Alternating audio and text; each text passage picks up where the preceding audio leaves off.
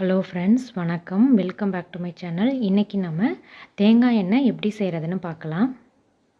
இப்போ எண்ணெய் ஆட்டுறதுக்கு தேவையான எல்லா தேங்காயும் இந்த மாதிரி உரித்து எடுத்து வச்சுக்கலாம். இப்போ இந்த உரித்து வச்சுருக்க தேங்காயை இந்த மாதிரி உடச்சிட்டு நல்லா வெயிலில் ஒரு 2லேருந்து 3 நாளைக்கு காய வச்சுக்கலாம். வெயில் இருக்கிறத பொறுத்து தேங்காயை நல்லா காய வைக்கணும். இப்போ 2 நாள் ஆகிருக்கு. தேங்காயெல்லாம் ஓரளவுக்கு காஞ்சிருக்கு.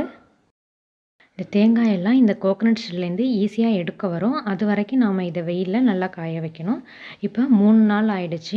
இப்போ பாருங்கள், தேங்காய் ஈஸியாக எடுக்க வருது. இப்போ இந்த தேங்காய் எல்லாத்தையும் இந்த கோகனட் ஷெல்லை ரிமூவ் பண்ணிவிட்டு நம்ம எடுத்துடலாம்.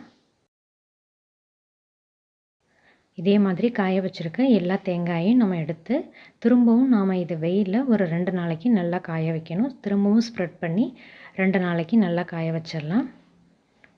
இப்போ 2 நாள் ஆயிடுச்சு. தேங்காயெல்லாம் நல்லா காஞ்சிடுச்சு. இப்போ இதை சின்ன சின்ன பீசஸாக நம்ம கட் பண்ணிக்கலாம். இப்போ எல்லா தேங்காயும் இந்த மாதிரி சின்ன சின்னதாக அரிஞ்சிட்டு திரும்பவும் ஈவனாக ஸ்ப்ரெட் பண்ணி ஒரு 2லேருந்து 3 நாளைக்கு திரும்பவும் இந்த வெயிலில் நல்லா காய வச்சுக்கலாம். இது நல்லா காஞ்சதும் நம்ம மில்லில் எடுத்துகிட்டு போய் எண்ணெய் ஆட்டி எடுத்துகிட்டு வந்துடலாம். இப்போ 2 நாள் ஆயிடுச்சு. தேங்காய் நல்லா காஞ்சிருக்கு. இப்போ நாம் இதை எடுத்துகிட்டு போயிட்டு மில்லில் ஆட்டிட்டு வந்துடலாம். எண்ணெய் ஆட்டும் போது இது கூட தேவையான அளவு வெல்லம், கொஞ்சம் எலுமிச்சம்பழம், கொஞ்சம் ஏலக்காய், இது 3 சேர்த்துட்டு நம்ம எண்ணெயை ஆட்டி எடுத்துகிட்டு வந்துடலாம். இதில் எதுவும் உங்களுக்கு வேண்டாம்னா நீங்கள் அதை ஸ்கிப் பண்ணிக்கலாம். இப்போ எண்ணெய் ஆட்டி எடுத்துகிட்டு வந்துட்டோம். இந்த எண்ணெய் நல்லா தெளியறதுக்கு ஒரு 2லேருந்து 3 நாள் ஆகும். அதனால் ஆட்டி எடுத்துகிட்டு வந்த எண்ணெயை ஒரு 2லேருந்து 3 நாளைக்கு நல்லா தெளிஞ்சு வர்ற வரைக்கும் வெயிலில் வச்சு எடுத்துக்கலாம். இப்போ 2 நாள் ஆயிடுச்சு. எண்ணெய் பாருங்கள் நல்லா தெளிஞ்சு குக் பண்ணுறதுக்கு ரெடி ஆகிட்டு.